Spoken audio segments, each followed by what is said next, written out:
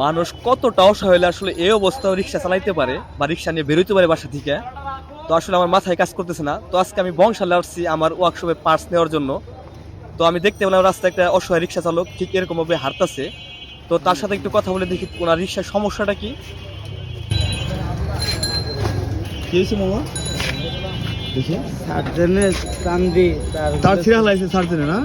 এটা লাগাইতে পারতেছো না? না সার্জেনে ছিঁড়া লাইছে। তোমার এই অবস্থা থাকা অবস্থা সার্জেনের এই অবস্থা করছে। আমার বলে তো হারামি। কবার কইলাম ভাই ভাই তার দেখি লাগাই দিতে পারে কিনা, হ্যাঁ চেষ্টা করে। হ্যাঁ তুমি রিকোয়েস্ট করো নাই, আমি প্রতিবন্ধী, কইছি না তারপরে এই কাম করছি সার্জেনে। তারগুলো আমি জয়েন দেওয়ার চেষ্টা করতেছি, তো হচ্ছে না। তো এক পাশে এক ভাইকে পেলাম, তো ভাইকে একটু হেল্প নিলাম। তো ভাই টুকটাক কাজ জানে এটা, কিন্তু ভাই ওইটা করতে পারতেছে না। তো আসলে কি করবে এখন বুঝতেছি না। ওনাকে তো এরকম ভাবে ফেলে রেখে যাবে না। তো আমরা রিক্সাটি ঘুরিয়ে আসলে মেকানিক্সে খোঁজে গেলাম। আপনি উঠেন উঠেন, আপনি উঠেন, বুঝছেন?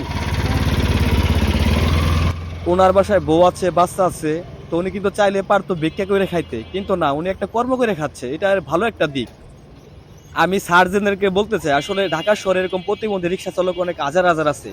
কিন্তু আপনারা যদি তাদের সাথে এরকম ব্যবহার করেন, আসলে ওনারা যাবে কোথায়, ওনারা কি করে খাবে? তো আপনারা এরকম কারোর সাথে দয়া করে এরকম বিহেভ করবেন না। অবশ্যই আপনারা আইনের লোক, আইন মেনে চলতে হবে সবাইকে, এটা ঠিক আছে। কিন্তু সবার জন্য তো আইন সবার সামনে তো একরকম প্রয়োগ করলে কাজ হবে না। আশেপাশে কোনো ওয়ার্কশপ খুঁজে পাচ্ছিলাম না।